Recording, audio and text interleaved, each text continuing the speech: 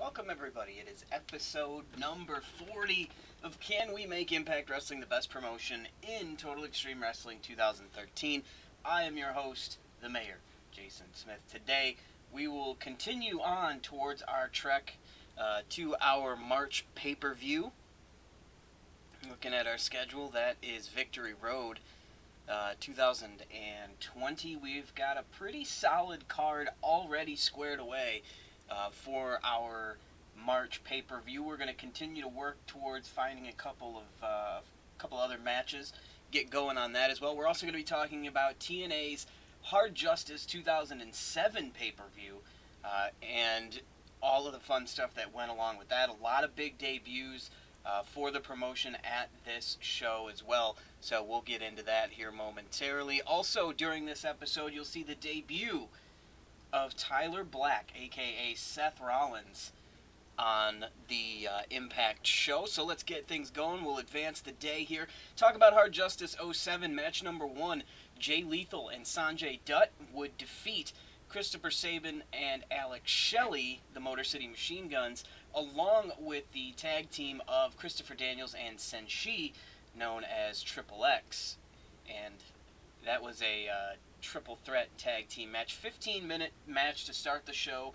Good idea to kick things off with an X Division matchup because the X Division title would be part of the main event, and a very interesting main event at that. Also, next up would be a singles match between sort of everybody involved in this one from Serotonin, Raven's TNA flock, I guess, if you will. You had Raven losing to Frankie Kazarian and Kaz, and Raven had Havoc and Martyr at ringside. Havoc, of course, the repackaged Johnny Devine, and Martyr, the repackaged Matt Bentley. We've got some new emails waiting, so we'll take a peek and see what we're working with here. Looks like Juice Robinson heading out of New Japan. He has been offered an extension, so there's a chance he could be sticking around. Juice Robinson has had his contract extended. I don't think we have any offers out right now. We don't. So that works for me, so we'll go ahead and continue on, and we'll talk about the next match on the card. A barroom brawl, basically, just a hardcore match, not in the middle of the ring.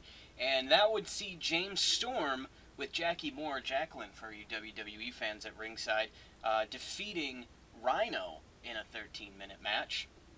Next up, the continuing storyline between LAX and the Voodoo Kin Mafia, consisting of Billy Gunn and the Road Dogg Jesse James, who go by BG and Kip in TNA circles. And LAX would get the better of them in this one, in about a 6-minute match or so, Bobby Roode would defeat Eric Young in a humiliation match, whatever the hell that is. I'm not really sure what the stipulation was, if Bobby or Eric Young won. I have no idea. Alright, next up, we've got Mia Yim. Looks like she's headed to contract negotiations with the WWE, so maybe, just maybe, we can maybe steal her away and give Kairi Sane some additional firepower here. Tyler Black getting set to start tomorrow. Very excited about that. Cannot wait for Tyler Black to start in Impact Wrestling. Joseph Connors thinks he is ready to bump up from developmental. I don't think he's ready yet. So we'll move on. Another singles match would be next. Chris Harris would win by DQ over Black Rain. Now, if you don't remember who Black Rain was in TNA, that would be the one, the only Goldust, Dustin Runnels. That's right. He would make an appearance in TNA. He left WWE in 2003-ish, after he partnered up with Booker T and went through all of that stupid-ass Tourette's gimmick thing. And he would leave after his contract was not renewed. They let it expire. He would head to the Indies for a little while, running around for about a year or so, doing his thing, and then he would go to TNA. He would make about a year in TNA in 2004, and then he would leave, go back to WWE for a third time, head to Japan for a little while, and then TNA after he got finished with his Japanese tour. And then in 07 he came back as Black Rain, which was sort of a newer, darker, more bizarre version of Goldust, I guess. And he kind of was allowed to go back and forth between being Black Rain and being Dustin Rhodes. And so there was this kind of strange split personality thing going on for him. Next up, a tag team match. Team 3D would fall in a matchup with the Steiner brothers, paired up for the first time in a long time in this matchup. So the Steiners back together, Rick and Scott. If you remember, Rick was part of the very first weekly TNA pay-per-view. Scott Steiner came along a little bit later after his contract with WWE ran out, and then, of course, the same situation with the Dudleys. We've got more emails coming along here. Andrade Cien Almas becomes the first, or begins his first reign as WWE Universal Champion, so congratulations to him. Seth Rollins, of course, dropping the title. Cody looks like he may be on his way to Impact because we're going to make him an offer he can't refuse to leave AEW. He's got offers from 2 other companies. So he's got an offer from AEW and a touring contract with New Japan. So his offer on the table with AEW is really good. So we are going to have to kind of up the ante a little bit if we think we're going to land Cody here. Excuse me. So New Japan going to take a break after their most recent tour. Mike Tenay has announced his retirement. Mia Yim officially re-signs with the WWE. Defiant looks like they're in trouble financially. Not a ton of people on the roster that excite me. Really nobody on the roster that excites me. Kip Sabian maybe, Chris Renfrew. Outside of that, not really. I don't want to buy him out for the sake of buying him out. Defiant is, that would be owned by Saraya Knight, and they're still going to shoot me down on trying to buy him out. Not that I wanted to anyway, but I would have taken a peek just to see how much it would have cost me. Alright. So, TNA Victory Road is 20 days away. Tyler Black is ready to join the roster, and join he will. We're going to keep him as Tyler Black. Little piece of trivia for you. Tyler Black actually had an appearance on TNA. That's right. I don't know if you knew that, but he did. Alright, so Cody's got his offer in place. We've got our offer in place.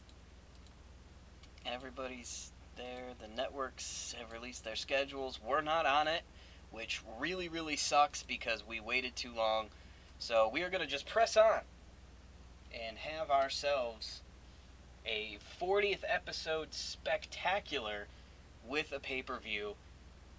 The Impact Victory Road. Or Bound for Glory, sorry. Victory Road was actually what took place in 2007. And speaking of that, we should get back to talking about the 2007 pay-per-view. The next match on the card was a 6-man tag Doomsday Chamber of Blood match. Okay. Weird, stupid-ass gimmicky names for a lot of these matches in TNA around this time. But on team number 1, it was Christian Cage, AJ Styles, and Tyson Tomko. Team number 2, Abyss, Sting, and the TNA pay-per-view debut of Andrew Martin, a.k.a. Test.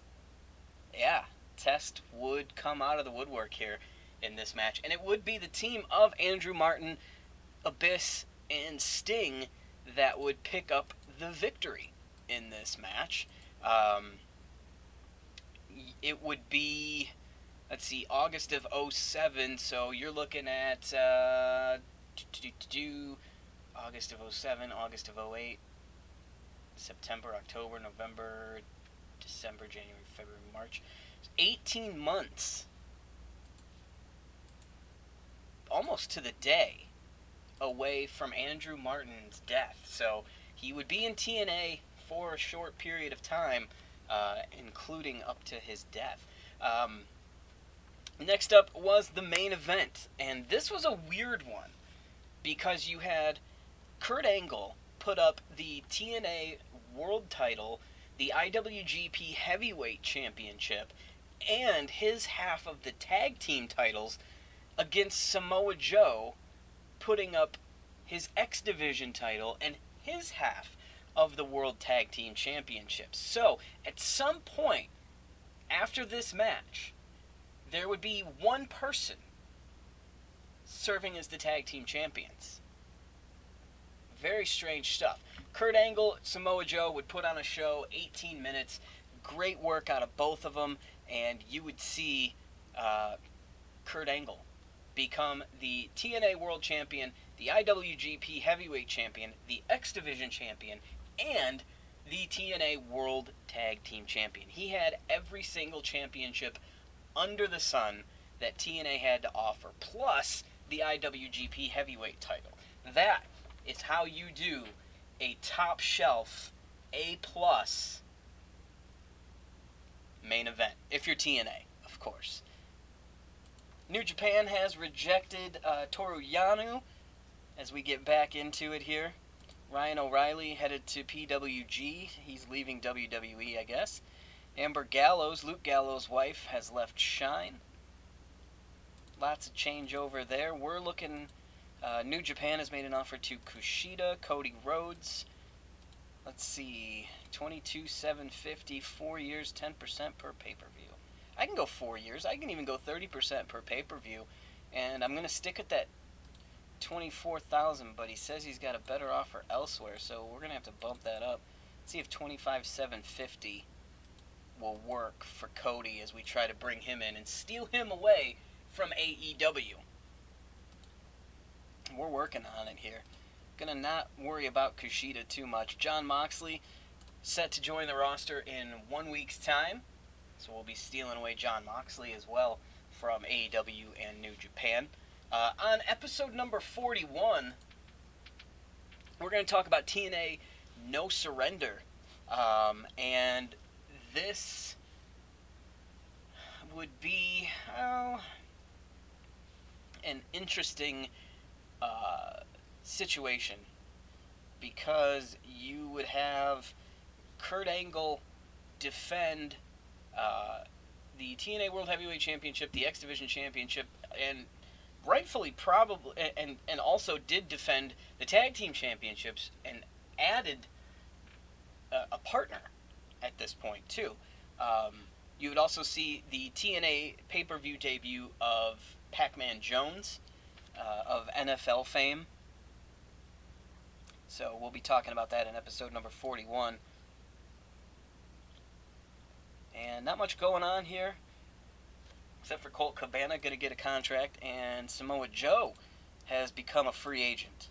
And he is willing to listen to offers from Impact. And that's good, because I would like to sign him, very much so. $19,130 for 3 years. Oof. I'll max him out, but I don't know if I can go 3 years. He's 40. I'll give him a pretty sweet bonus. And he still feels like that's a better offer.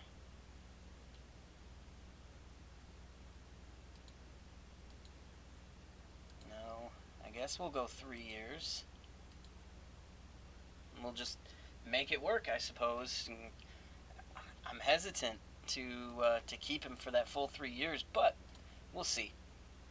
Let's see what else we got going on here. Nobody else really catching my eye, so we'll move on. Hope everybody's day went well. Good day for me today. I have to be in super early tomorrow. I have a board meeting. Ugh. Always fun time. I make that noise, but I actually really enjoy my board meetings. I enjoy my board as a whole. Um, they're wonderful people, and they have some really great ideas, and they're really passionate about the community that we work in. So it's always nice to have a board that looks out for you like that in the community, but also has your back when they need it. So very cool stuff. All right, next day, Elias set to become a free agent. Cedric Alexander, looks like they're working on contract extensions there as well. Sean Bennett, the referee, set to stay with NXT. Rich Swann is back from injury. Juice Robinson signed his deal, his extension.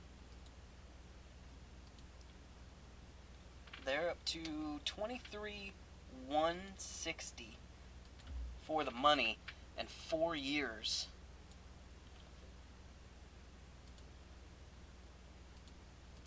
That 4 years is going to be a sticking point, huh? Now the question for me is going to be, do I want to have Samoa Joe at 44 still on my roster, making this kind of money? And I like Joe, don't get me wrong, and he would be a main event player on this roster right now. I just don't know if I can commit to him that long. And I think I'm just going to leave my offer as it stands, and if he goes to WWE or stays in WWE, he stays in WWE. Rich Swann has returned from his injury, as I mentioned, and he'll slide into the upper mid-card. My dad's calling me. That's interesting. Let's go ahead and pause. We'll take a little break here, I suppose.